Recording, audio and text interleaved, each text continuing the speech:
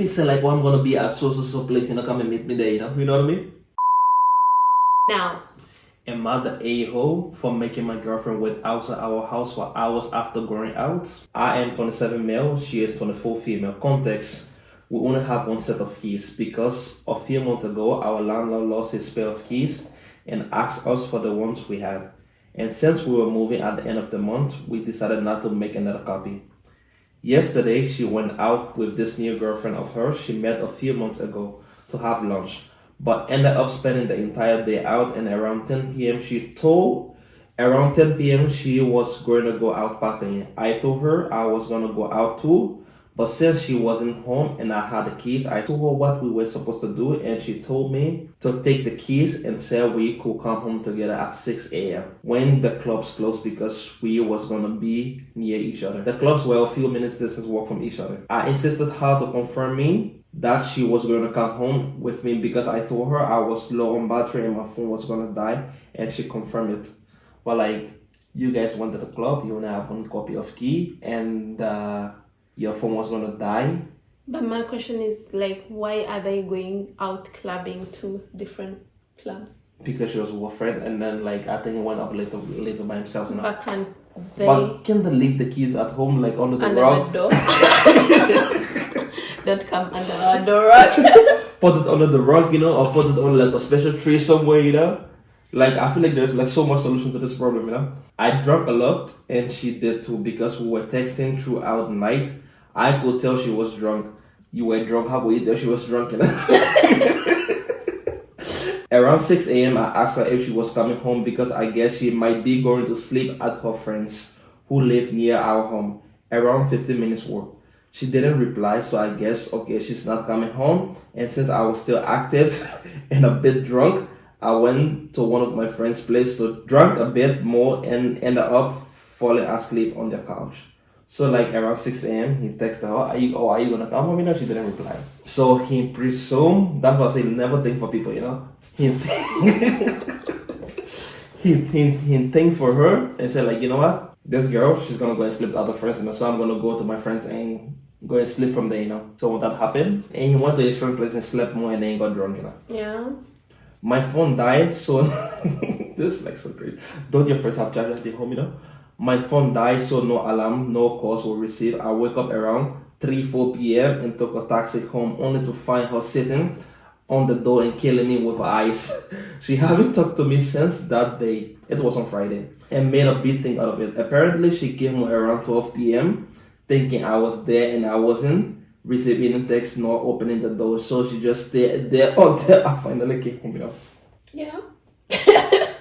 I don't know which country they are in, Continue this time. I don't know which country they are in, but like when you call people when their phone is off, don't you get like, oh, like this number you're calling is like social or something, This Because so like when the phone is off, you get a certain email, voicemail, and if it's just like off or on non-disturb, you also get like it ring differently, Yeah. I told her why didn't she just come back to her friend's place, which is near our house. She said that wasn't the point and told me to leave her alone and even hinted breaking up because she can't believe I care so little about her, Okay, this was like she's like really escalating also, Drama.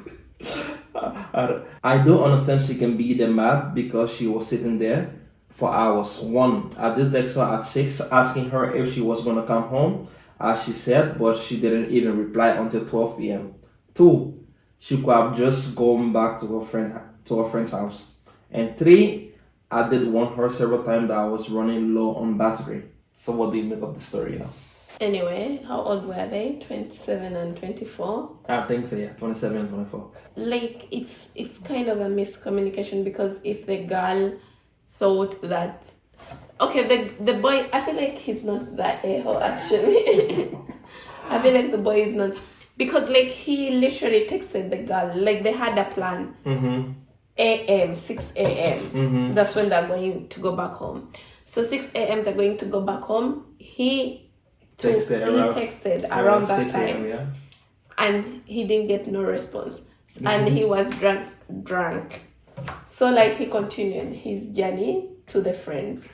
But what I'm also wondering if you're going to someone's house, Musa, like we have like literally iPhone charger here, we have a Samsung, we have, I don't know, this universal charger that charges everything. Which type of home were they, or how broke are these friends? Where are you going to party? Or maybe he was like so drunk and passed out, you know. But for me, like the only place I'm gonna blame him, you know. I agree there was like bad communication, you know. But I will blame him because they already had like a after, like, you know. I'll blame both of them because they had like a agreement, you know. Like this, they made an appointment. We're gonna meet 6 a.m. and go home, you know. But she went home 12 o'clock actually, you know.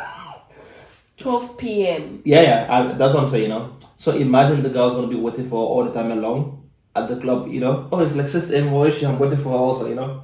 So like it is bad on both ends, you know, because like I feel like they are both wrongs because they both had an appointment and they didn't stick to the appointment, you know.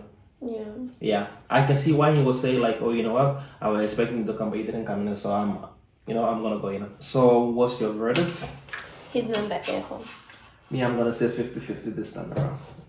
I feel like they are both the assholes, you know, actually, you know. Because one, he made an appointment to be home at 6 o'clock, you know. They were supposed to meet each other at 6 o'clock. They didn't do it, you know. So two of them, they have to work on their communication skills, you know. But Mr. If we are looking at, yes, they made a plan. He reached his side of the plan. No, the plan was for him to be home, for them to. Oh yeah, okay, it's 50-50 because he went on a Nash. Yes.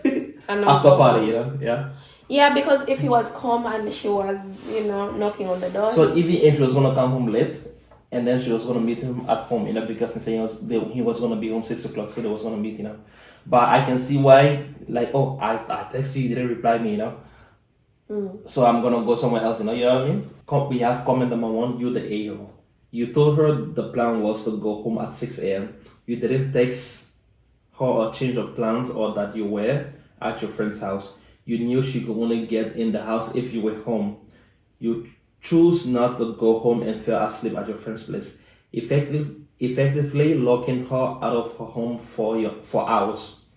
You should have gone home at 6 a.m. or changed your phone or charged your phone at your friend's place. So like this, like exactly what I was trying to say that.